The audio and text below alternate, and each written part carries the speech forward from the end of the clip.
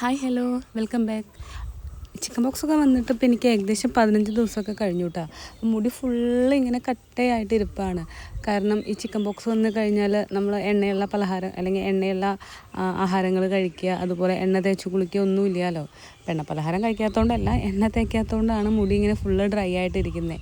അപ്പോൾ ഞാൻ എണ്ണ തേക്കാമെന്ന് പറഞ്ഞപ്പോൾ അമ്മ പറഞ്ഞു, നീ ഒരുപാട് എണ്ണ എടുത്ത് തേക്കും, അത്രയൊന്നും തേക്കാൻ പാടില്ല എന്ന് പറഞ്ഞിട്ട് അമ്മ തന്നെ തലയിൽ എണ്ണ തേച്ച് തന്നു. പിന്നെ ഞാൻ ഈ മുഖത്ത് തേക്കുന്നത് എന്താണെന്ന് വെച്ചാൽ, എൻ്റെ അടുത്തുള്ളൊരു ചേച്ചി പറഞ്ഞു, അവർക്കൊക്കെ ചിക്കൻ ബോക്സ് വന്ന സമയത്ത് അതിൻ്റെ കലയുണ്ടാവുമല്ലോ, അതൊക്കെ പോകാനായിട്ട് ഈ പച്ചമഞ്ഞളും തേങ്ങാപ്പാലും കൂടി മിക്സ് ചെയ്തിട്ട് കുറച്ച് നേരം വെയിലത്ത് വെച്ചിട്ട് അതാണ് അവരെല്ലാം അപ്ലൈ ചെയ്തിട്ടുണ്ടായിരുന്നത്. അപ്പോൾ അത് തേച്ച് കഴിഞ്ഞാൽ പെട്ടെന്ന് പോകുമെന്നാണ് പറഞ്ഞിട്ടുണ്ടായിരുന്നത്. അപ്പോൾ ഞാനും അങ്ങനെ ചെയ്യാമെന്ന് കരുതി. ഞാൻ പറഞ്ഞല്ലോ, കഴിഞ്ഞൊരു വീഡിയോയിൽ ഞാൻ പറഞ്ഞിട്ടുണ്ടായിരുന്നു, കണ്ണാടിയെല്ലാം അമ്മ മറച്ച് വെച്ചതുകൊണ്ട് ഇത് ഞാൻ ഭയങ്കര കാര്യമായിട്ട് എവിടെയൊക്കെയാണോ ചിക്കൻ ബോക്സിൻ്റെ കലയുള്ളത് അവിടെയൊക്കെ നോക്കിയിട്ട് ഞാൻ നല്ല രീതിയിൽ അപ്ലൈ ചെയ്തു. അപ്പോൾ ഒറ്റ ദിവസം തേച്ച് കഴിഞ്ഞാലൊന്നും നമ്മുടെ ഈ കലയൊന്നും പോവില്ല. പിന്നെ ആര്യവേപ്പിൻ്റെ ഇലയിട്ട് തിളപ്പിച്ച വെള്ളത്തിൽ കുളിച്ച് കഴിഞ്ഞാലും ഏറെക്കുറെ പെട്ടെന്ന് കലയൊക്കെ പോകാനായിട്ട് അത് വളരെ ഹെൽപ്പ് ചെയ്യും.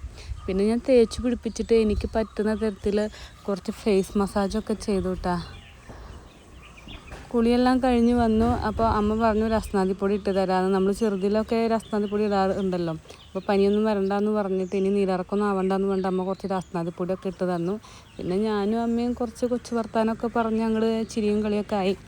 അപ്പോൾ ചിക്കൻ ബോക്സ് വന്നു കഴിഞ്ഞാൽ നമ്മൾ ശ്രദ്ധിക്കേണ്ട ഒരു കാര്യമെന്ന് പറഞ്ഞാൽ, നമ്മൾ ഏറ്റവും നല്ല രീതിയിൽ ഹൈജീനിക്കായിട്ടിരിക്കുക എന്നുള്ളതാണ്. പറ്റുമെങ്കിൽ 2 നേരമൊക്കെ കുളിക്കുക, അതുപോലെ നല്ല ഹെൽത്തി ആയിട്ടുള്ള ഭക്ഷണം കഴിക്കുക. ഇത്രയൊക്കെ ഉള്ളൂ.